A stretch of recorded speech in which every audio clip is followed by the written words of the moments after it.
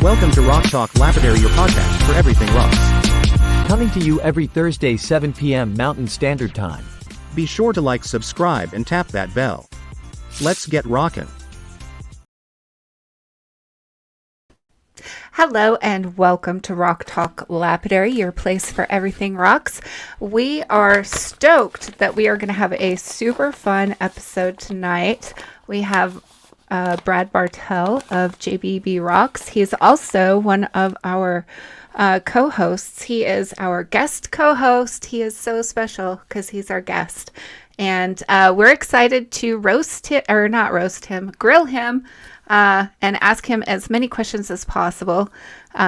So this place is your place to come to hang out with people who are very knowledgeable and have lots of information to share with you about everything that has to do with rocks, from mining to working rough to doing lapidary, everything that you could imagine. We do have some amazing co-hosts that know so much about a wide variety of things, and we think that that really helps set us apart. So what I'd like to do is introduce our co-hosts real quick, and then we'll bring Brad on like we do. And be sure to go to the comments. Now, if you're here from Facebook, you're going to have to log into YouTube to be able to comment. But that is how we do our weekly giveaway. And today it's my turn to give the giveaway. So I'm pretty excited about that. And I'm excited to hear about what everybody has been working on. If you don't know me, my name's Kirsten Safford. You are on Kirsten Safford Arts channel. And this podcast, we're in our second season. We are also playing on Anchor and Spotify. So if you're tuning into this at a later date and listening, I really hope that you leave a comment. Let us know what you like, what would help. Spotify does have video now, so that's great. But if you're driving and you can't watch the video and you're just listening to us, please let us know how we can get better. That's all we want to do. We just want to get a little bit better every episode for you guys. So without any further ado, I'm going to bring on our first co-host. And I always like to surprise them because they're behind the scenes messing around. So who is not paying attention? Matt Sams. I see you laughing. Of course I'm laughing. So what's new with you since last week? Oh, since last week, just grinding it out. Yep, grinding it out. I finished about, 17 pieces so far this week. Cabochons? Yep, nice cabs. Working on some smaller ones. I've got some rings that I've been commissioned to do. So getting ready for some of those and just some various pieces. Just in case nobody here knows this, but I can see everybody behind the scenes right now, and Ryan is being very funny. So I can't wait to bring him on and make him do what he's doing right now so everybody can see. But I noticed that you have a business listed down here. Is this new? It is new. Yep. I figured it's time to kick the training wheels off and go. So here we are, Redbeards, Rocks, and Global Treasures. I love the name. Let's go ahead and bring on our next co-host. We got Ryan in the background being silly. I'm going to bring Dave on. Dave Layton.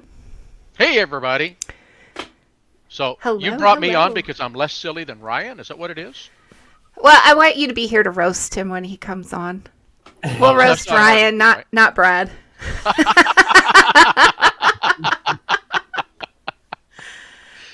So what's new with you this last week?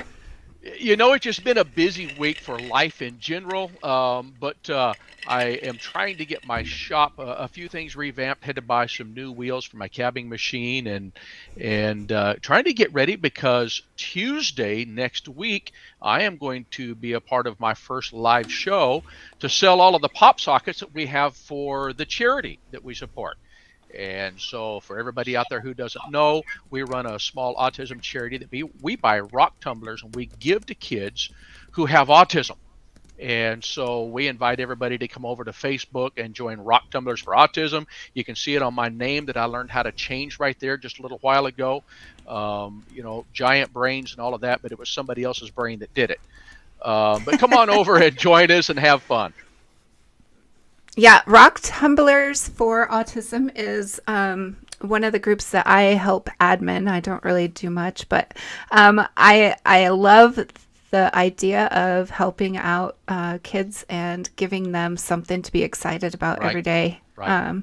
So it's a very cool thing. So the next person I am going to invite on is going to be Courtney. Courtney.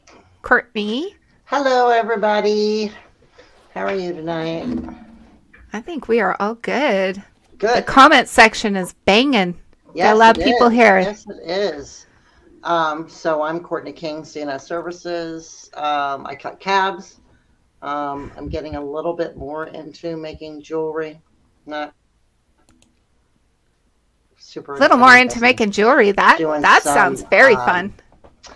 Yeah, like just doing like some glue and bales and some posts, for earrings and that kind of stuff. I've had some people ask me to do some things, so that's kind of cool. I haven't done a lot of cutting yet this year because my other company has exploded, not in a good way. So I've been replacing staff and training and that kind of stuff. But I managed to get 4 hours in my rock shop today to get some stuff roughed out, and I'm felt so good to have hands and nails and play with rocks again. So I'm super stoked about ramping back up and getting some inventory back in and getting back to posting new stuff every week. Other than that, Courtney, that's awesome. I'm just curious, does roughed out mean you have them strung all over your shop like I do? Oh, I'm quite sure I have them all over my house like you do. Yeah. Yeah, and then, the scrap piles and everything else because, can't throw away not one little piece of a rock. Absolutely not. I have boxes full of I've got scraps. bins of scrap piles, and it's a mess, but it's a beautiful, Stick 'em in the wonderful tumbler. mess. Eventually. Yeah, Some of them I do. Yeah. Yeah, I used to actually sell boxes of scraps. I don't do that anymore. I just give them away now if people want them. I am convinced. Or they go out in the gnome garden, Right? That's cool. Someday we're going to have Gnomes the gnomes like make rocks miniature cabs. too. That's right. Gnomes like rocks too. They like pretty stuff. So, but other than that, it's just life. We're just muddling along. Oh, wow. So it sounds like it's just been hectic and crazy, and then you just get like a couple minutes to yourself, and you just melt it into the... Yes. Yeah. Yeah. It was 5 weeks of what I like to call HELL. 7 days a week, at least 5 hours a day. It was a lot, but we're back to a normal for me schedule starting this week. So yes, it's nice to. I'm glad you're getting a break. It's nice to be back and be able to breathe again. Thank you. That's awesome. I am going to bring on Ryan Brown now. Ryan. See, it never stops. It never stops. What's up, guys? So tell us what this last week has, what's changed or what you've worked on. Slabs. I slapped a lot. I slapped a lot. We've been having our shows. Oh, you just finished a show right before you came on, didn't you? Yeah, I did. How fun. I'm wearing different plugs. I was going to say, those are some nice plugs you got in tonight, Ryan. Come on, camera. There we go. Yeah, I'm wearing my Suge Live plugs Courtney made for me. Those are nice. Courtney made those. Wow, that is so impressive. Yeah, I made the. Are they triplet super ones heavy? Normally wears too. No. They don't feel like... No, Stone doesn't feel heavy in my ears anymore. It's been a couple years, so. Well, Now if they're gone, I'm like, I'm naked!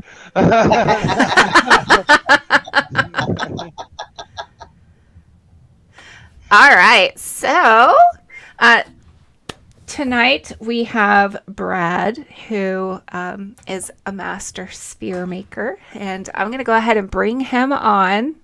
He's also one of our co-hosts. Hi, Brad. Hello. How is everybody tonight?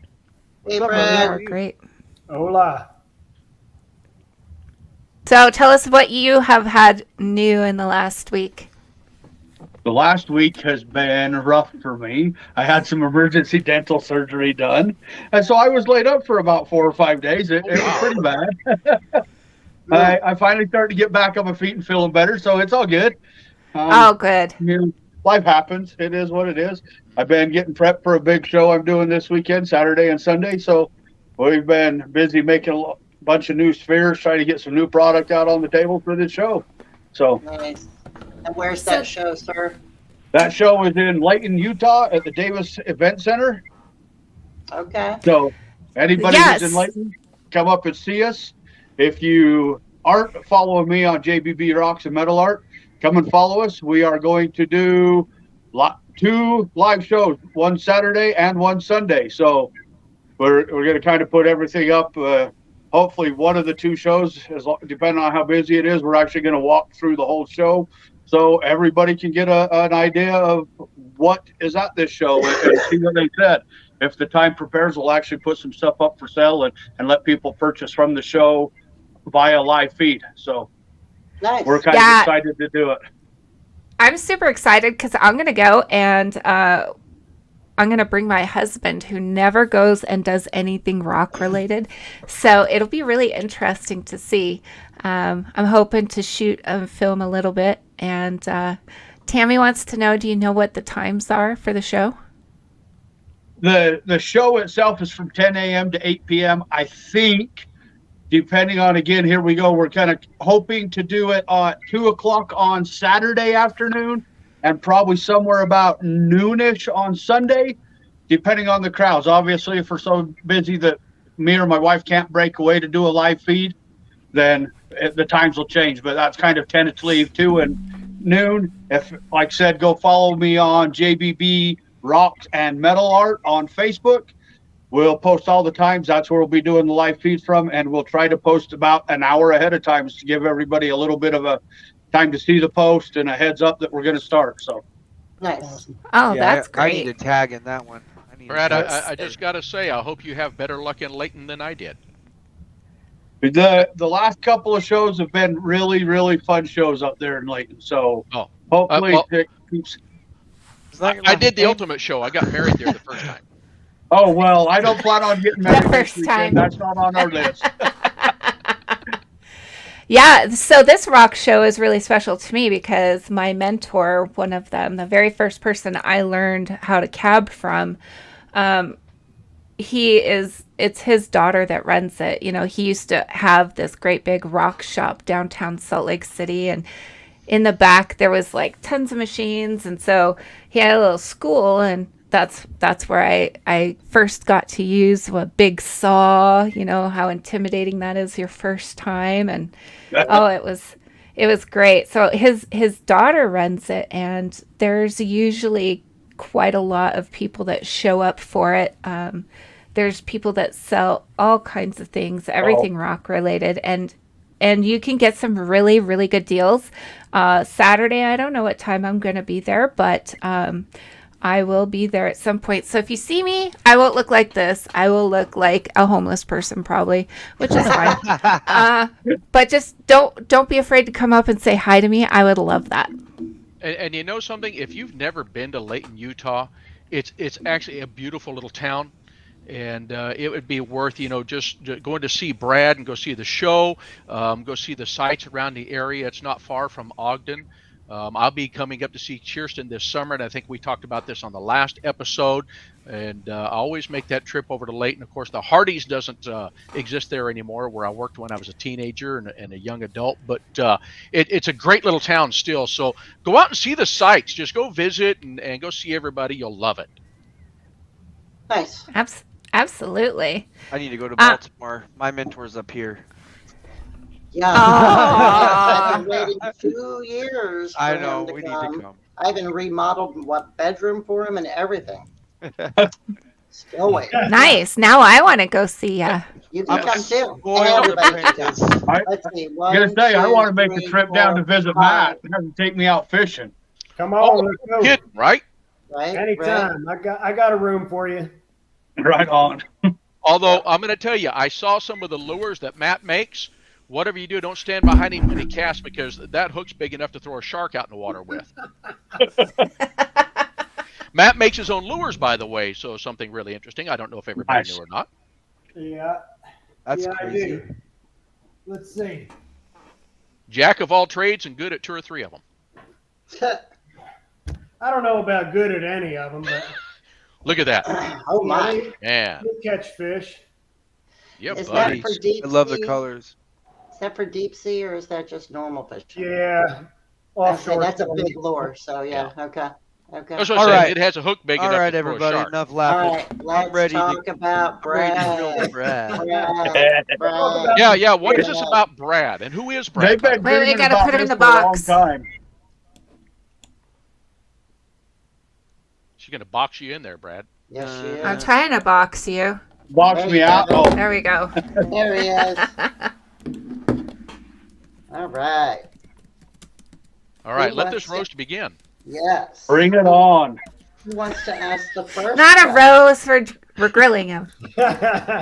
All right. All right. So, what got you into spheres first? Why spheres? Well, I've always liked spheres, but I've been a rock hound since I was a little kid. Both my granddads were actually rock hounds. My granddad on my dad's side I never got to meet, but he always had a big collection out in his backyard, and I was always interested. He was the type of gentleman that he didn't go buy his tools, he made them. So I was always into it. Again, I like spheres, and everybody's priced a sphere. They know how much they are. So it was something for me that, hey, I can't afford to go buy all the spheres I want. So I decided one day, I tell everybody I had to come up here and buy 10 acres just so I had somewhere to store my rock collection. So I decided, what the heck, let's learn how to make spheres. And so I started learning how to make spheres, and here we are now that I've made thousands of spheres since I started about 5 years ago. Now, by up there, you mean you're if I remember correctly, you're in what, Roosevelt or up close to Vernal? I live in a little town called Fruitland, Utah, which is I know about where it an is. hour and a half east of Salt Lake City. Okay. Halfway between Salt Lake and Vernal. We're not much of a town. We got just a little teeny gas station, and that's the only thing in town. If I need to mail packages or anything, it's a 45-minute drive either direction. Doesn't matter. So, Well, that describes most of Utah until 6 months ago. yeah, that's true. So I have a question for you, Brad, because one of the interesting things about the spheres, and I think, I've thought about getting me a machine to do them with. But when I look at it, it seems like the smaller ones, the minimum cuts on those are 13 cuts, and on the high end, you got 27 cuts on some of those. And that just seems like a lot of work. It is. So right now, I still do it the old school way with my saw. And yeah, I make 26 cuts per sphere. One day I'll grow up and buy a core drill machine, which will allow me to only have to make 5 cores to have a preformed blank. But that's if you go buy Highland Park's machine, and that's the one I really want, is Highland Park's hydraulic core drill machine. It's $11,000. That's for the that's little a big one. chunk of change. Yeah, no, that's for the little one. The big one is 20 grand. Cheers to Yeah. Cammy had a good one. Yeah, I'm trying to pull it up here. Tammy wants to know what's your favorite material, absolute favorite and least favorite materials to work, and why. Work. Yep. Ooh, to work. Gosh. I like working the softer materials, your calcites, stuff like that, just because they're more forgiving. Yeah. If you pay attention to them, but at the same time, they're not more forgiving, because if I turn my back and a cup hangs up, I have a 3/4 inch deep groove in my sphere in a matter of a couple of seconds. But I don't know. I don't know that I could say I have something that's more favorite than the other. I like the variety. For instance, if I take a piece of agate and I make 7 spheres out of the same rough rock, I have 7 different spheres when I get done with them. All 7 of them look completely different, even though the rough rock was 100% the same piece. And so I can't say that I necessarily have a favorite or a least favorite. Obviously, the harder the stone, the longer it takes me to get a sphere done. The softer the stone, the faster I can get it done. Right. So, Right. What's an average time, typical time frame for a sphere? I get it varies, but what's a for doing it with the saw, the old school way, I'm 12 to 15 hours per sphere. And you know, like I tell everybody, yeah, I'm 12 to 15 hours, but how long does it take my saw to make them 26 cuts? Spend a lot of time in the saw. Right. Once I get into the sphere, into the machine itself, I'm still about 4 hours in from a rough grind to a polished sphere. And I don't know, I go through 9 steps in my polishing process. That's just the way I have started doing them. I start out with my rough grind as a 40 grit. Then I go to my 100 grits and 500s and 800s and 12s, 15, 3000s. Then I go up to a 14 and a 50,000 on some stones. And then I use a ceronium oxide. I had Ryan, I was working on a piece of Wonderstone that I wish I had it. It's boxed up for the show. It had an okay shine on it. Ryan gave me a suggestion just last week. Says, hey, Brad, take some material and polish it dry. Well, I tell you what, the difference between what I thought was a good polish for Wonderstone and using a dry polish, there it is. That looks like actually before I polished it the final time after Ryan, it doubled the shine on it. So I'm still always learning, even though I've made thousands of spheres. I can still learn from other people and other people's suggestions. I like talking to sphere makers and other people. Right. Jennifer wants to know, do you ever make beads? I have never made beads. My machine, I go down to just about 2 1/4 inch, and I can do up to 6 inch. Okay. So you have to, obviously, to spin beads, I have to have a little teeny machine, and hell, I haven't spent the money to buy the machine for that. I guess I could always take them and grind them by hand, which I've done with my cab machine. I've made a few spheres that way in my times too. So. Okay. Do you use like a plumber's coupler for that? Because that's how I've always learned how to do spheres on a cab machine. Oh yeah, on a sphere machine, I take a piece of, say I'm doing a 2 inch sphere. I have a piece of 1.5 inch pipe that I've cut off just the middle height of my discs on my wheels, and then so I set it right in the wheels, and that's how I keep it. As you stay in that piece of pipe, you can roll it around. It helps keep it perfectly round. Okay. Well, you just answered all of my questions real quick. That's literally, really what I wanted Charles to know. Jr. had one there, Courtney. Yes. He wants to know, as being a person who loves obsidian as much as he does, do you make spheres out of obsidian at all? I have. Is that the really reflective one? Do you have a picture of that one?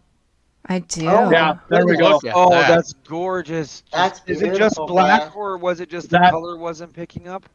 That one is just a solid black obsidian. I've done silver sheens. I've done gold sheens. I've got a couple of mahoganies. That's what I was looking at here real quick. I got my totem right here next to me. If I can find it fast, I will. If not, we'll... It looks like an MC Escher. There is a mahogany obsidian. Mahogany. Mm-hmm. That I just finished up. Nice. That is gorgeous. I had a gentleman that does cabs, really good friend of mine in Heber City, Utah. His name's Errol Savage. He makes some amazing cabs. When I first started into this, Errol told me, he says, Brad, I'll tell you what, if a guy can get a mirror shine on a piece of obsidian, he can dang near polish anything. That's so right. I spent a lot of time polishing obsidian just because I wanted to say, yeah, I can do that. Well, those two pictures show that I feel I've made it to where, yep, I can polish obsidian. So there isn't nothing I can't do. Don't get me wrong. There's some, I've got 10 of them sitting out in the shop that I got all the way up to 1500 grit, looked at them all, threw them back off to the side, and I'm starting them all over because I wasn't happy with them. I had scratches that I found later down the road. So, well, they're back in the pile to start all over again. It is what it is. And I was doing a big chunk of Corporalite. I got that thing perfectly round. It wasn't quite perfectly round. It had a flat spot about the size of a pencil eraser, and it split right in half on me. Oh, no. It happened. Oh. There's nothing I can do about it. It goes in the pile. I'll run it through the saw, make slabs out of it, and do something different with it. That's what you get for messing with poop. Yep, exactly. But that old saying, I can polish a turd and make it shine, I promise. There you go, right? I was literally go ahead. Yeah, go ahead, honey. I was just gonna say during my live show that I just had, we cut open a Koyamito agate, a pseudomorph. Yep. And we went to go show it on the show, and it said poo poo when you put the two halves together. I'm dead serious. I'll have to get some pictures so we could show it on here one of these days. It just says poo poo in it. It's hilarious. That's hilarious. Hang on, guys. It looks like something's going on with our internet, so we don't have any storms going on. Brad, can you hear me? Yep. Tammy confirmed. Okay, good. Yep. Everybody's moving now. All right. So I want to know how you came up with the name JBB Rocks. Well, it's just Brad Bartell. There you go. That's awesome. I gotta say, I just redid my logo for the business about 8 months ago. If it wasn't for just rebranding, because I used to do JBB metal art, that's what I started doing a lot of metal art where I take shovels and turn them into yard decorations, into bird feeders, horseshoe art that I'd make crosses, whatever.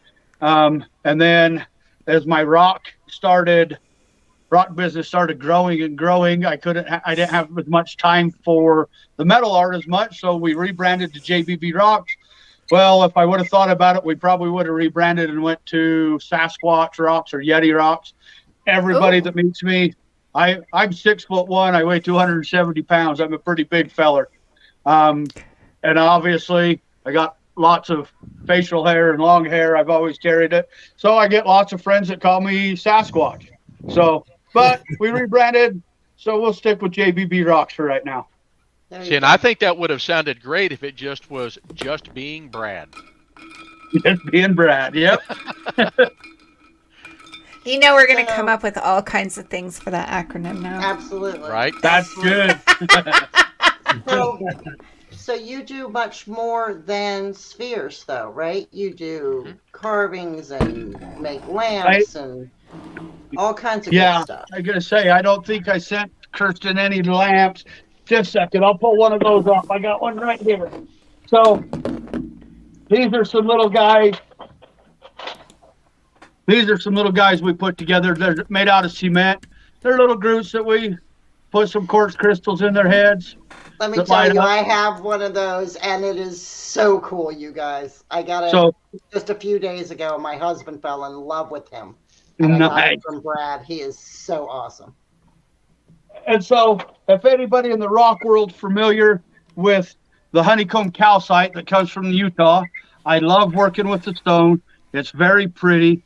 It's a yellowish color with white limestone that runs through it.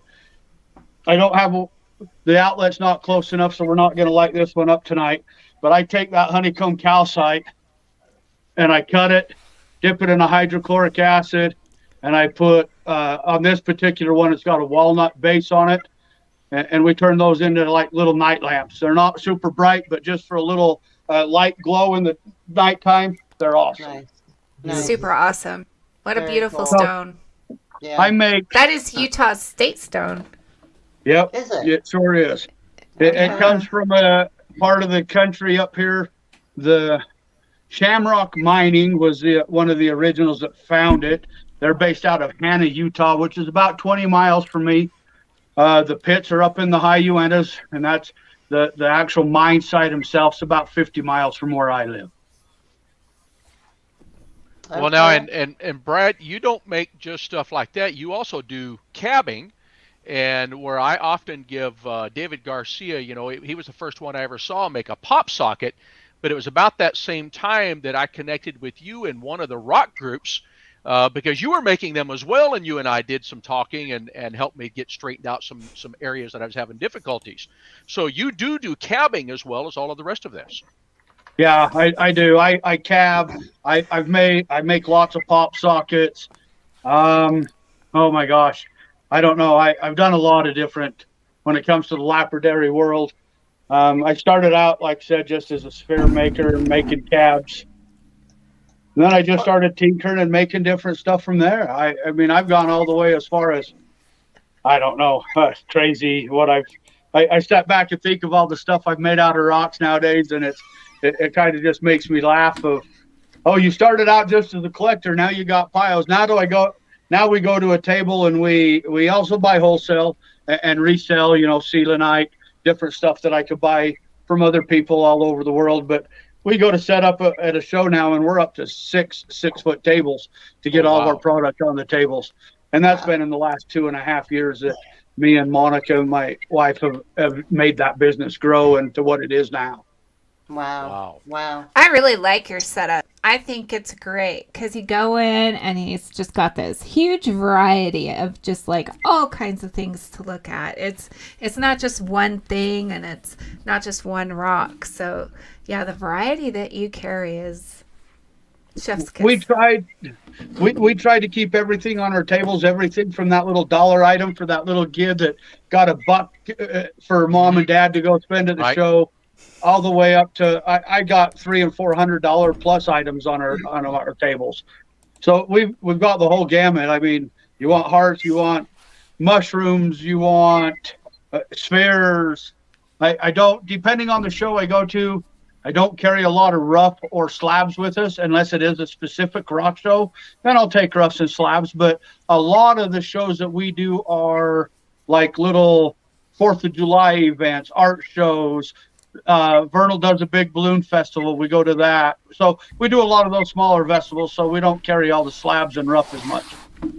Well, and honestly, I know people will say $300-$400, but when you've got things like spheres on the table, that's actually not a very high price. Spheres get some of them up into the upper hundreds or even into the thousands with some of the spheres that are out there. Sure. Oh yeah, I've got some sitting around here on the table right now that are, I think most everything I pulled out, if I was going to show people, are right there in that $100 price range. I've got one big, really nice Lucin Veracite sphere that I have put around in a box. It's a $300 sphere. So I carry a big variety again on spheres. The biggest problem with the sphere market, to be 100% honest with you, I cannot compete against Mexico, Madagascar, stuff like that on what you can buy them for. So, and that's, with that being you're said, just going to see. People appreciate things that say made in the USA on them. Right. Exactly. And unique. And made by hand, too. Yeah. Unique. Yeah. Not mass marketed. Yeah. So, and don't get me wrong, you come to one of our shows, you're going to see some of those Madagascar spheres and stuff sitting on my table. Well, guess what? If a guy wants to buy it, if a kid comes in and wants to buy a $10 sphere, I can sell you a $10 sphere. Right. But when you look at them compared to the spheres I put on the table and that I've made, you can see why it's a $10 sphere versus a $100 sphere. Right. So I often tell people about my experience the first time buying material out of Indonesia, and the guy there, I bought some petrified wood. It was native copper, opalized, the whole 9 yards. And when I got that pre-slab stuff, it looked like somebody had laid a wire saw across it, and it was just all different directions and different thicknesses. And I mean, some of it still, I haven't even found a way to use some of it. So, they don't have the tools and technology in some of those countries that we use here, nor the money to buy it. So, yeah, sometimes what you get isn't quite what we expect to see from someone like that Brad makes. Right. Exactly. Right. So We did have Somebody asked, what sphere machine do you use? So I have a Covington 3-head machine and a Highland Park 3-headed machine, both. I've got 2 of them.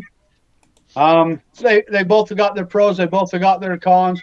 If I could, I would be buying the Highland Park hard speed machine because it'd take my polish time a lot slower. But just that Highland Park 3-head machine, I can't even. Last time I priced it, I think it was about $6,000 for that particular machine. Yeah. I just looked at those this week. So my machine that takes me $6,000. Wow. longer- Yeah. But even the Highland Park standard machine, they're still like $2,500 if I remember right. Don't quote me on prices. Yeah. It's been a long time. They have a small one for $1,900, and here's the thing. So Brad's making these spheres, and he's got the cost of his material, the cost of his sphere machine, but it doesn't stop there because there are 3 cups for each grit involved for each stage, and the things are expensive. It is a really spendy prospect to get into making spheres, and that's why I haven't done it. So if you spend the time to buy, say you buy the pre-made ones, they're really expensive. I have designed my own spheres or my own cups. That, don't get me wrong, they're still not cheap, but I use PVC plumbing fittings and diamond polishing pads like you would use on granite countertops. Okay. That I glue onto the sphere machines, so I can make a set of cups for somewhere in the neighborhood of $40 instead of. So it's a lot cheaper, but it's still expensive. Yeah, because a half-inch cup, custom made, are $40 to $50 a piece just for each of the half-inch. Yeah. And see, so I think the sphere you're talking about, Dave, is that the little 2-headed machine by Highland Park? Yeah. Yeah. So that little 2-headed machine, I have been around them. I've seen them. They're good for doing marbles. So like 3/4 inch up to about 2 inch. But you can't. It's rough to get anything bigger than that. You can do it. I know guys that do it, but it's rougher. That's why I don't do anything smaller than 2.5.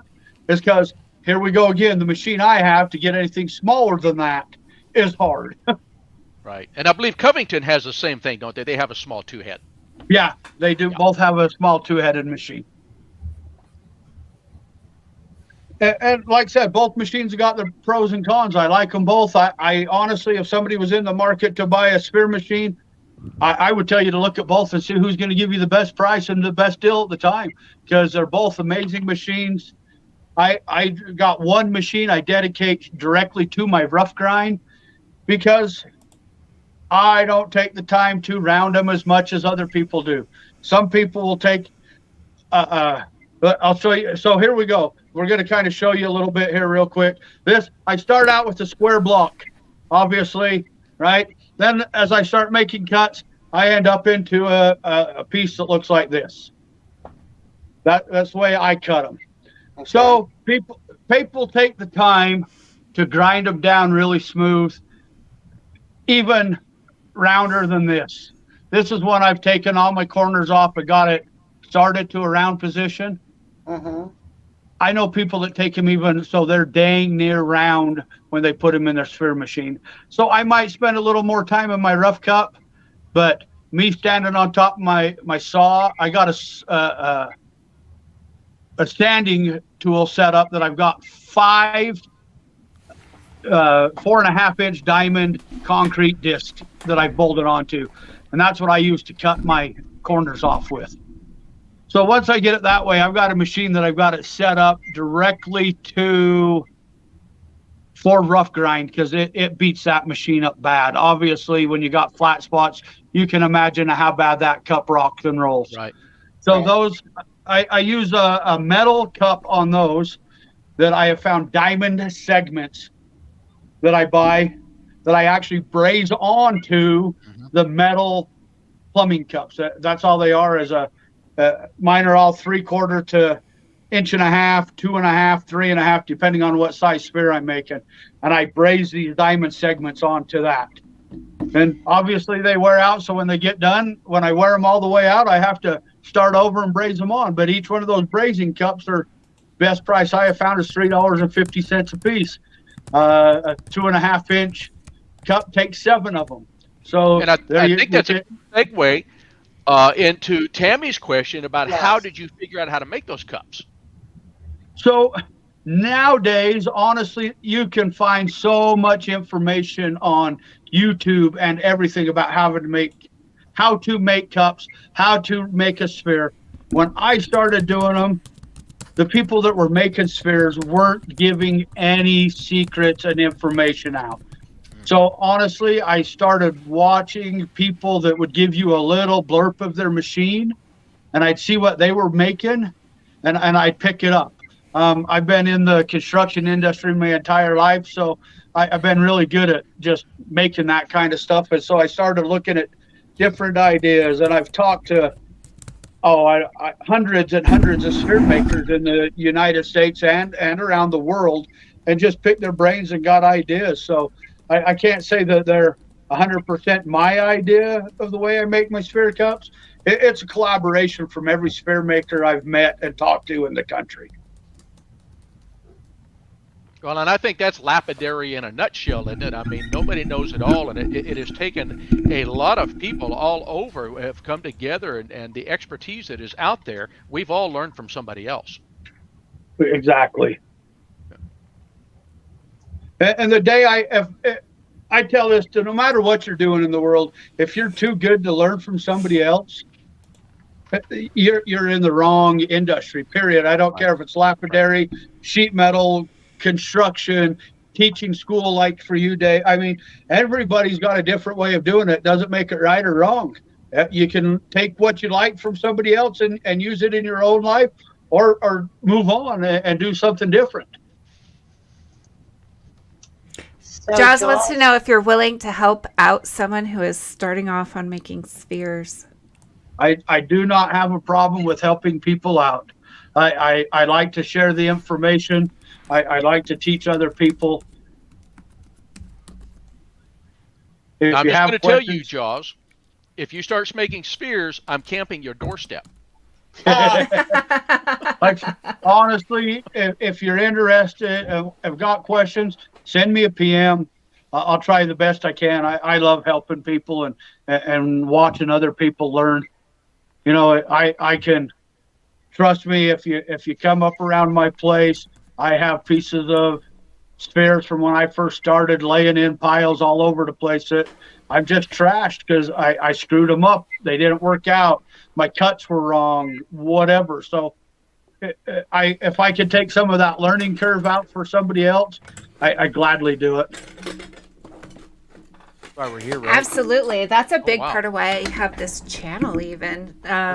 When I got started, nobody else was doing drama lapidary. And so I started making videos. Like, I was at the time learning from my mentor, and then I would learn a lesson and come onto YouTube right away and share that information. A lot of it is so that it would help me remember. But, you know, I don't think that any information should be kept hidden. I think everything should be out in the open. So there is a lot of people that don't want secrets to be shared, don't want people to teach how to do certain things. And those are the people that we got to work hard to avoid. That's right. I think you were spot on, Brad. I think you were right on, at least for me. Right, when you learn anything, and I'm fairly new at lapidary craft myself, but it's not learning from any one particular person, right? It's learning from a multitude of different folks and picking up what works for you. We all have different equipment. We have different resources. You've got different lay down in your bed, baby. Stuff, right? There's the differences are endless. But you pick up what you can use off of everybody, and you kind of conglomerate your own method, what works for Become your you, and own you adjust person. from there, right? Yep. And fortunately, we've got these folks, and for all the folks that are listening in right now, they have a plethora of knowledge and information that also can, pull from that and ask questions. Yeah, I mean, who was it? Was it Jaws that was looking for help? You should absolutely reach out to Brad, and he'll be more than glad to help you out. Yeah. Well, I always lean back, so a little back, I guess. My trade is sheet metal. I've done sheet metal heating and air conditioning for almost 30 years. And I used to run some big 20, 30-man crews, and I used to tell my crews, you know what? I'm the one running the job. At the end of the day, I'm the one that's responsible for it. But if I tell you to go do something, and I tell you a certain way to do it, but you have an idea that you think might be better, don't be afraid to bring it to my attention. Point it out to me. If I like your idea or I think it'll work, I'm going to tell you, let's go ahead and do it. But at the same time, if there's a reason I've told you to do it a certain way, I'm also going to tell you that reason of why you have to do it this way. It might be not because it's my idea, but maybe that's the way the job's requiring it to be done. And it's the same thing with sheep or lapidary work. All of us here make cabs of one kind or another, and I know we all do it a little bit different, but it doesn't mean that I can't learn something from each and every one of everybody that makes cabs and pick something up that's going to make it a little easier for me, or it's a little better.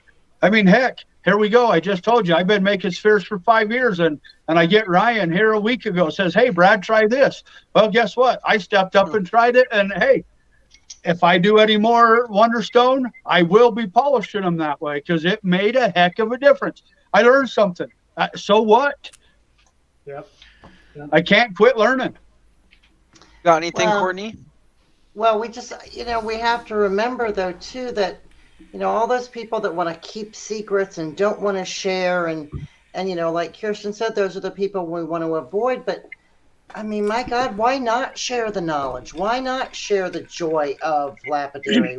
We all have different styles. We all have different things that we like to do. Absolutely. And we all learned from somebody or somebody's down the line. So I don't know, for me, like, yeah, please take freely from me what was freely given to me. You know what Exactly. I mean? So not to change the subject, but like your wife and your daughter help you with all of this stuff, right? Just my wife. I don't have any daughters. Oh, who has a daughter?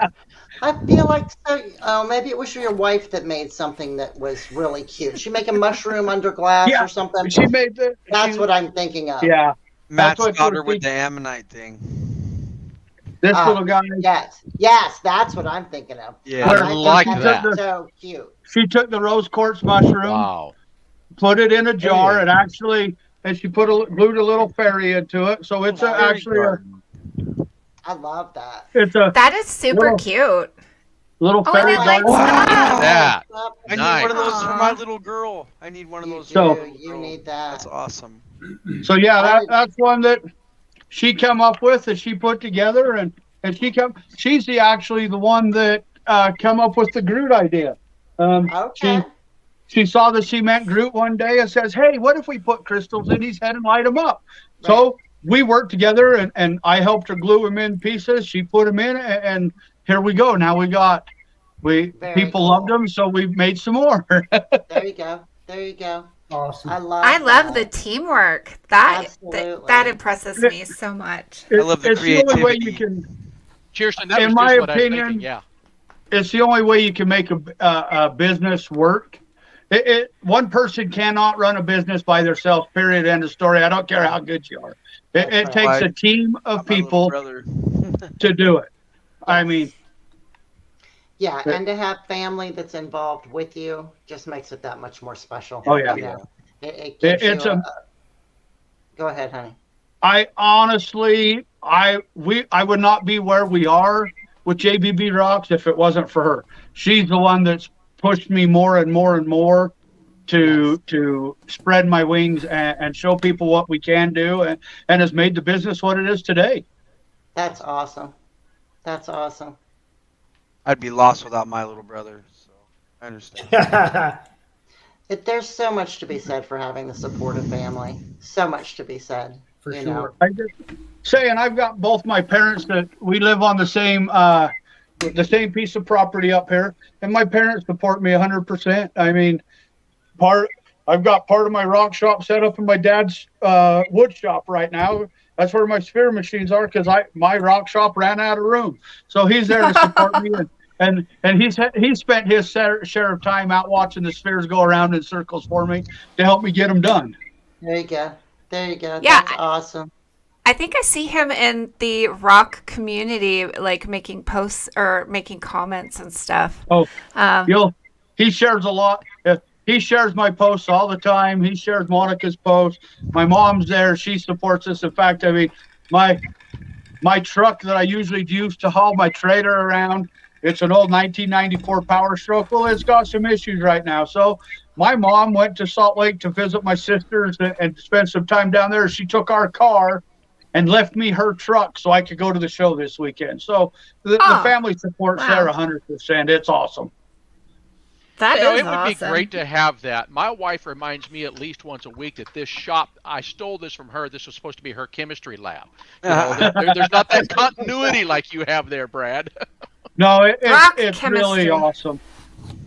I was going to say, this is another one that Monica came up with that I thought was kind of cool. Wow, look at We that. love these air plants.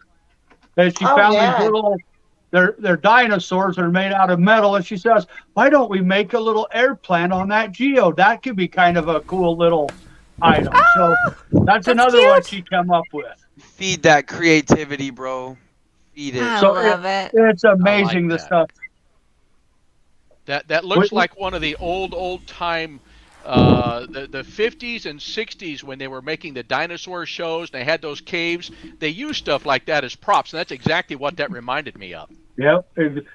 She saw somewhere, and I can't remember where it was.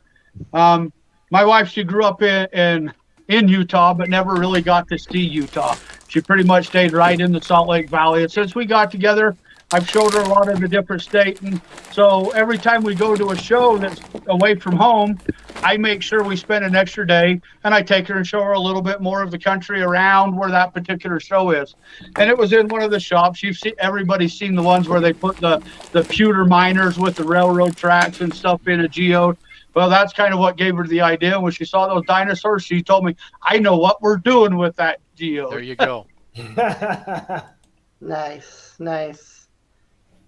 I love that she So comes up with those unique ideas. That's really very Oh, yeah. cool. Yeah. She's come up with a couple of ideas that, in fact, to be 100% honest with you, it's her fault that I started making pop sockets.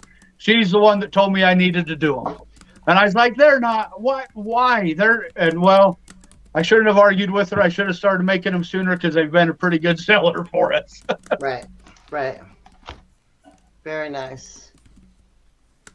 Anybody else got any questions for Brad? Yeah, I just made a post in there asking everybody. Okay. Oh, yeah, I see it now. Don't be shy, everybody. Don't let us do Brad's all an of the open talking. book. He'll answer whatever. Right. Oh, Brad, so you're like moving towards opening a brick and mortar rock shop, right? Oh, yeah. Hopefully by end of the summer, we have a brick and mortar opened up right here on the property. That's our goal, is to get that opened up and running. So we're pretty excited. We got our fingers crossed. I mean, the plan's in motion. Stuff's working that direction. So it's going to happen. It's the date that it's kind of up in the air right now. Now, Do you would need tend to help? sell- You got $100,000? That's a help I need right now. I wish. So Jen wants to know if you ever come and do shows here on the East Coast. You know what, Jennifer? I've never been to the East Coast.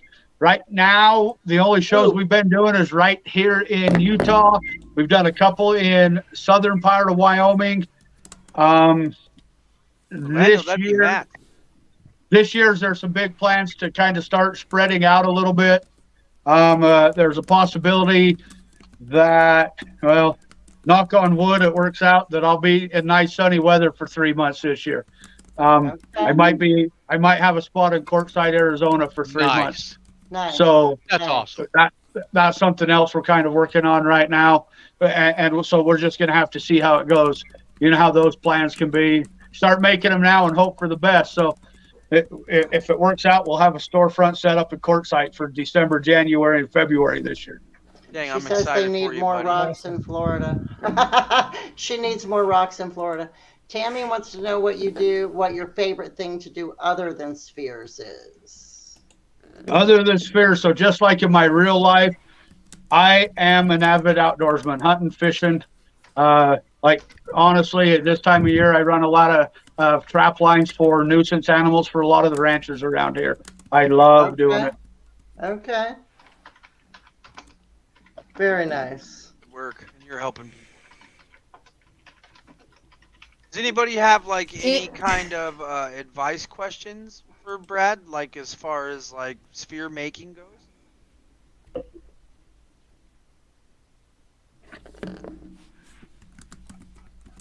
I don't know. I got a few spheres we can show if people are interested. Let's see. We are. I want to see. This is green Leopard Oat that I finished up. This stuff comes out of South Dakota. I don't know how. Let's see how much we can see. If you can see the mica, it's pretty much mica, quartz, and feldspar that makes up Leopard Oat.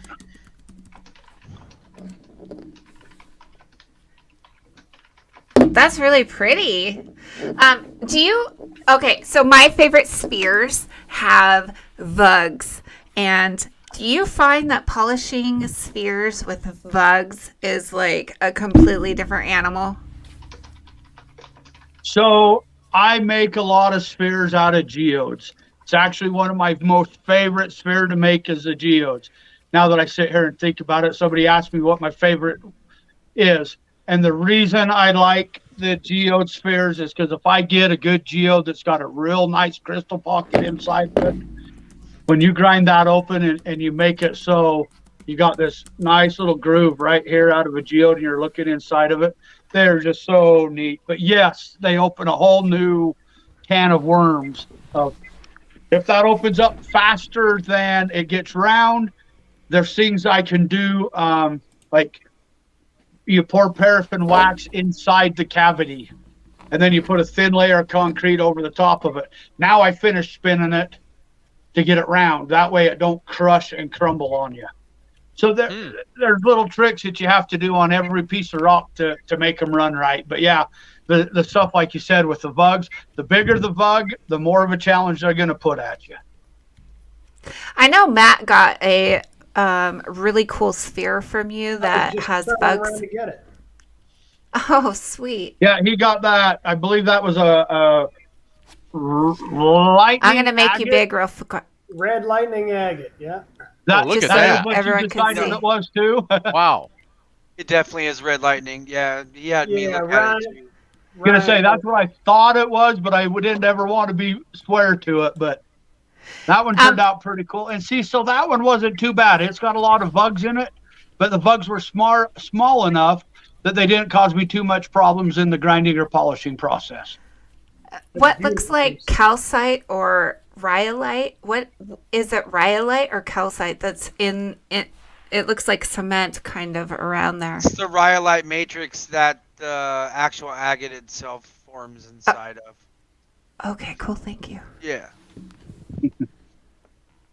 Okay, so Gold Prospecting wants to know how long does it take to make a sphere start to finish on your machine? So so if I start from the time I put it in the saw to the time I got a polished sphere, I'm between 12 and 15 hours on the average. I've got one right here. This is one I just pardon me. That's just one sphere. One sphere. You figure you're 26 cuts. Anybody who runs a slab saw knows how long it takes to take a slab. Well, make 26 of those cuts. I mean, you just spent several hours just in your machine. That's a whole work. So do you have to babysit your machine then? Do you have to be like, okay, in 3 hours, I need to go in and I need to change cups? Is that basically how it works? No. So here we go. In my saw, I can turn on my saw. I know about how long it's going to take that cut. I could go do other stuff, come back to the saw. Now, once I get into the machine, I have to stay pretty close to that machine because you want that sphere in this kind of motion at all times. You never want it to stop. So if I turn my back and it hangs up for some reason, well, now I've got a cup sitting here and a cup sitting here that's just grinding away in this position. So all of a sudden I'll get this. So once it goes into the sphere machine, yes, you better stay watching it all the time. This is one I was going to show when you asked about the time. This is one I know I mentioned in our group. I have 22 hours of grinding time just to get this thing round. It's an agate. This thing was, and it's 4 3/4 inch round. Where's that? Is that pigeon blood? I'm not 100% sure, to be honest with you, Kirsten. I've never decided. This is a customer's rock.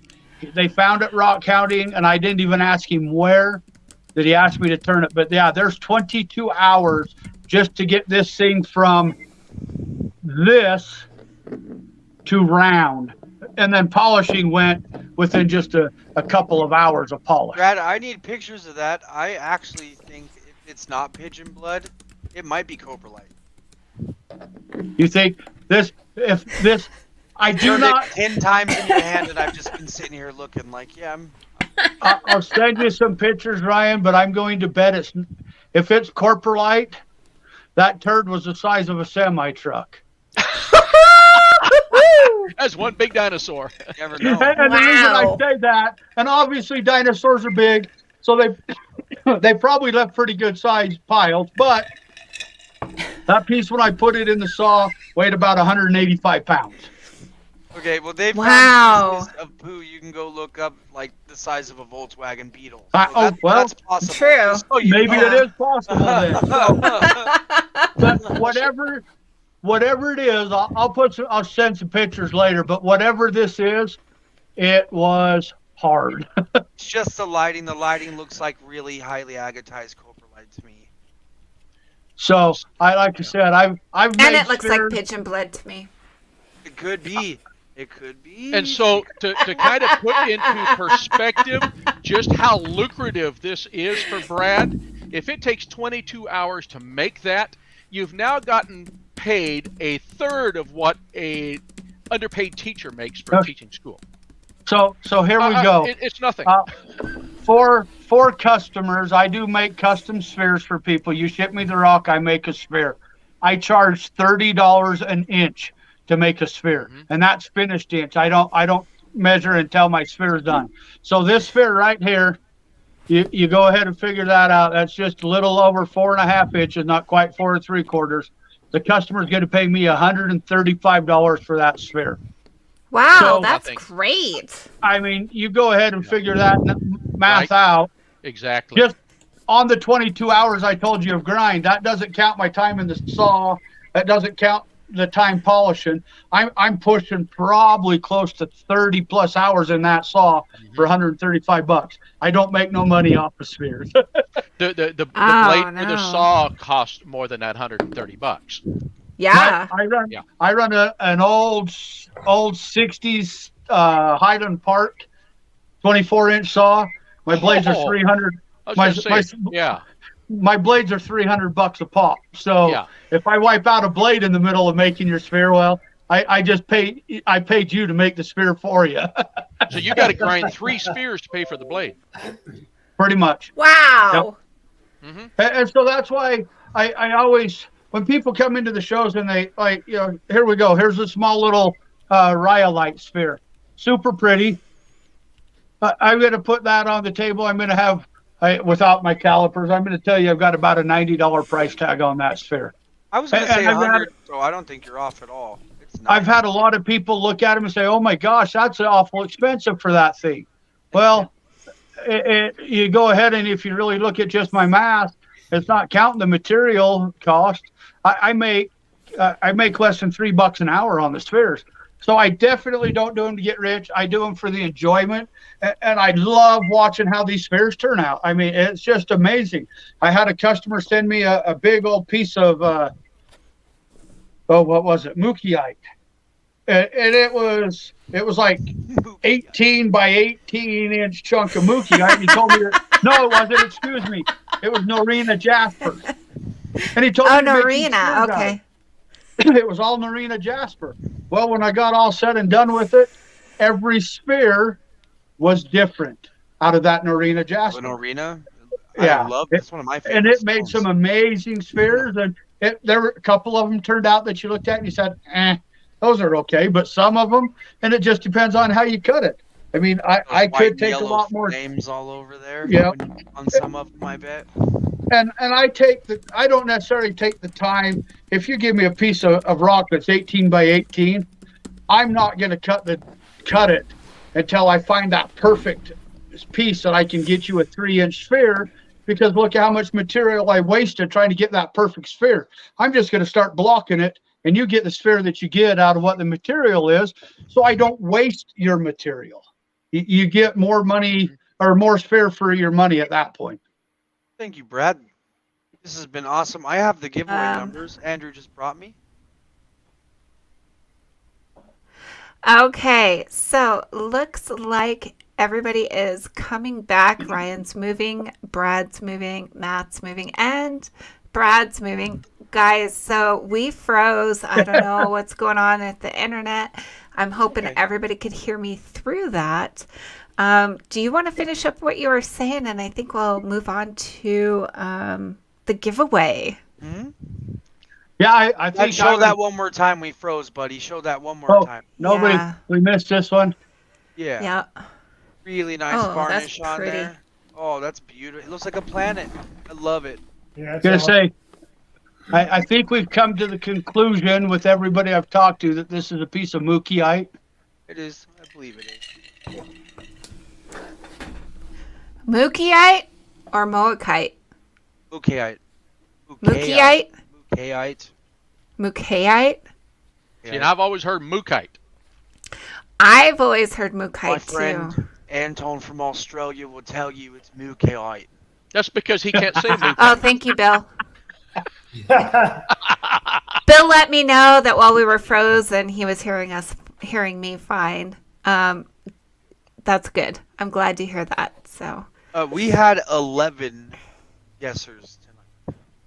We had 11 people making comments. And we had, I believe, at one point, like 25 people in the show. So you guys make sure that if you are just coming in, you just pop in and say hi in the comments, because otherwise you're not entered into the drawing, and we want everyone to have an equal opportunity to win.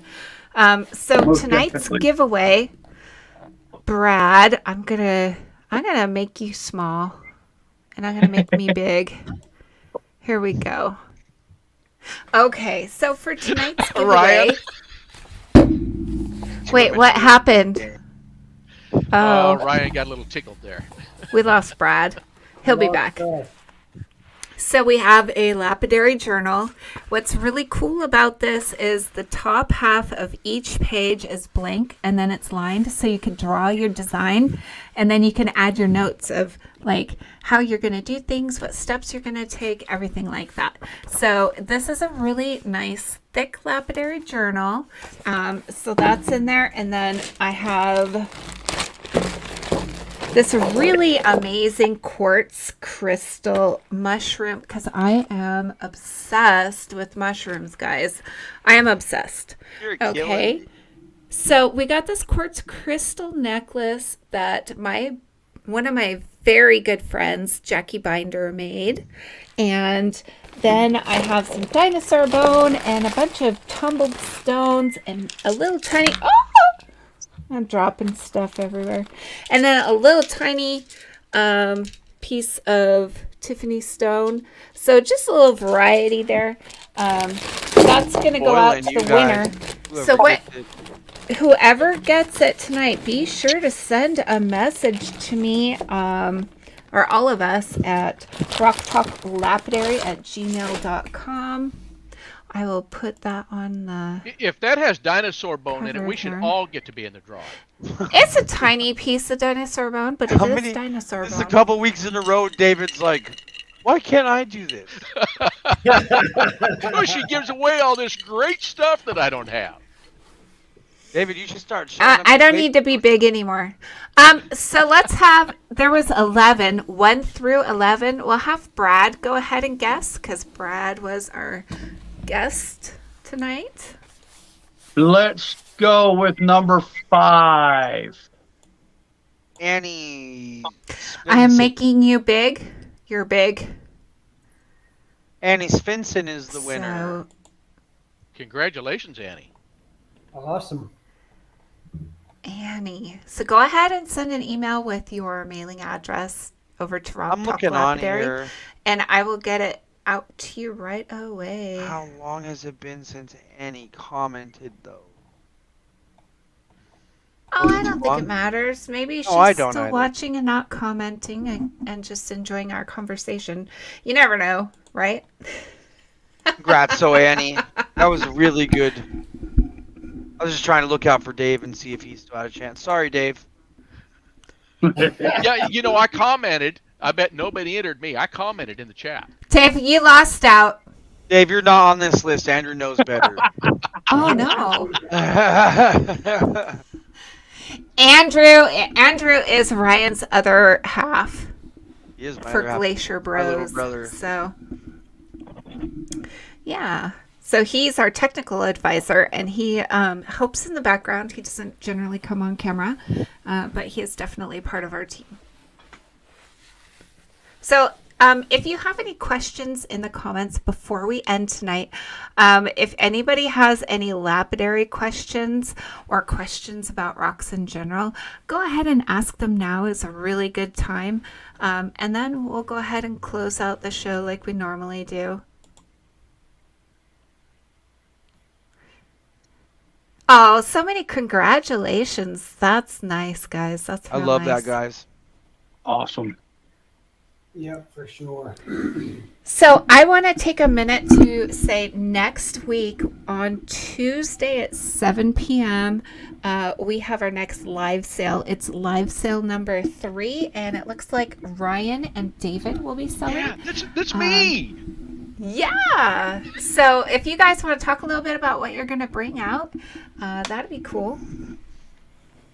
Go ahead, Ryan. You're the Oh, us? knowledge, man. Okay, so definitely just slabs and rough. We're going to have agates from all over the world. I literally have like 15 colors of Millifori that will be selling on that show. That's going to be really so. Millifori glass is pretty fun Yeah. stuff. It makes Love it. really cool cabs. Yeah. And And then- go ahead. Oh, I was just going to ask you what you're bringing. On my part, I am, because we support the charity with the pop sockets. I'm going to lay out a bunch of the better pop sockets next week and promote those, because that's what we use to buy the rock tumblers for the kids who have autism. So everything that we do on our side, that all goes to the kids. We do have a little cost incurred once in a while, so we have to help out with some of that. But otherwise, everything that we sell, come and look at the pop sockets, come look at the slabs that Ryan's going to have. Hopefully, we're just going to have a good time just like we do right here. Yeah. I can't imagine being with Ryan and not having a good time. Okay, fair enough. Oh, he brings the fun, that's for He's sure. a riot. Hey, Brad. Yes, What, sir. how big of a piece of rough do you got to have to make a 3-inch sphere? So a 3-inch sphere takes about a 3.5 by 3.5 inch block. All right, Jaws was asking. So you Yeah. pretty much any size sphere you want to make out about a 1/2 inch of material for it. And you said you could go how big, Brad? I can make up to about 6 inch. You can make That's a big 6-inch sphere. spheres, Andrew. I need a Maramama sphere. I got some So- Marabama in the saw right now, Ryan. Son of a My gun. question is, I don't know, maybe you already asked this and I was distracted with what I'm doing in the background here, but when you're polishing, like, if it's a smaller piece, does it take less time or does it base on hardness? So it's kind of both, Kirsten. Obviously, if it's a smaller sphere, like say a 3.5 or a 3-inch sphere, I have less surface area to grind off. So it will grind a little faster. Now, when it comes to polishing is about the same amount of time. It doesn't matter what it is. But when you're in the grinding stage, they do round out a little faster when they're smaller. That makes sense. Kenny asked a question, and that was how big of a sphere. So you're maxed out at 6 inches, huh? I'm not maxed out at 6 inches. That's just the biggest. My machine. My machine will do up to 10-inch spheres. I just don't have the cups to do it. Yep. So next week we have Kevin coming up. Sekakuku. I am sure I'm saying his name wrong. Does anyone else know how to Kevin say Sekakuku. No, it's great. That was Kevin great. Sekakuku? Okay. That's fantastic. Yeah. He is a stone carving genius. And oh, my Lord. One of the things I do and teach is stone carving. So I'm super excited, you guys, to have him on. He is going to be a blast to learn from. And tonight, I just got to say, Brad, thank you for sharing the ins of making spheres and answering everybody's questions. I just want everybody to feel like this is a great big family. You guys are here. We love you all. I know, Tammy, I have a very dirty mind. I cannot help it. Me too, my bad. Yeah. So anybody watching or just listening on Spotify is lost right now, but I think everybody watching caught it. Let's see. So, and that's it. Just like, share, subscribe, hit that bell, and be there Tuesday for us. I'd like to give everybody a chance to say goodnight. We'll start with Matt. Good night, everyone. Thanks for dropping in, checking us out. Oh, yeah. Absolutely. Thanks, Matt. How about Dave? David Layton. Hey, thanks everybody for coming. Before I go, I want to say, Brad, you did a phenomenal job. I thought this was a great show. Everybody, I'm going to remind you, don't forget, we have these wonderful little rock top lapidary stickers that you can get, $2 a piece. If you buy 10 or more, $1.75. Kirsten can get you the email address. Let her know what you want, and we'll see everybody next week. Thank you so much. You know what? I'm going to bring Matt back on just for a quick second. Just because we love you. No, we did have one. We did have one last question, and Tammy brought it to my attention. Thank you, Tammy. What rocks spark when cabbing? A lot if you don't have enough water. Right. Absolutely. Water is key. Water is key. If you have enough water, you're not going to get sparks. Gotta have something to do with not enough lubrication, right? It's got to be water. Definitely. Pushing too hard will cause you to spark too, because again, it goes back to the water. Though you don't have enough coolant, and you're just trying to push on it. And yeah. Okay. So I think we answered everybody's question. So bye, Matt. Bye, David. All right, Ryan, you're up. Deer in the headlights. No. Yeah, we gotta go. Oh, sorry. Right. We'll be back Tuesday. Oh yeah, I get to sell stuff. Yeah. All right, guys. Well, Brad, we know we love you. That was a lot of fun. Thanks, I had a good time. I always like hearing about your spheres. It's like slabbing, but you get to do it in a 3-dimensional perspective. It really is, though. He gets to see. Oh yeah. Thing. Okay, bye, Ryan. Okay, Brad, thank you so much for being on with us tonight. I really enjoyed learning from you. What final comments do you have for the guest or for our subscribers? Well, everybody, thanks for listening to me ramble. I hope I didn't bore people too much. I know I like to talk a lot, especially when it's something I'm so passionate about. I love to talk about rocks and spheres and just in general BS with friends and family. So again, everybody, thank you for listening to me ramble. I hope you learned a little bit tonight anyways. Please feel free to reach out to me. Follow me on JBB Rocks and Metal Art on Facebook. To keep track, I try to post all new pictures and new rocks and stuff as I go. But again, please don't feel free to reach out to me with any questions you have. I'm more than happy to answer if I can. If not, I'll find the answer for you. Awesome, Brad. Thank you. We will see you next week when we have our guest, Kevin Sekakuku. And I hope that I'm saying that right. We'll be there. Okay, bye. I'll see you this weekend. Okay. All right, you guys. Thank you so much for joining us tonight. And we just want you to get to know us. We want you to feel like we're family, because that's what we're trying to build is a community, a tight community, where we help each other, we answer questions, we reach out. So please, if you have any questions, feel free to reach out to rocktalklapidary@gmail.com or look any of us up on Facebook. All of our links are in the description of the video. And I just want to say thank you. Have a great night and keep on rocking.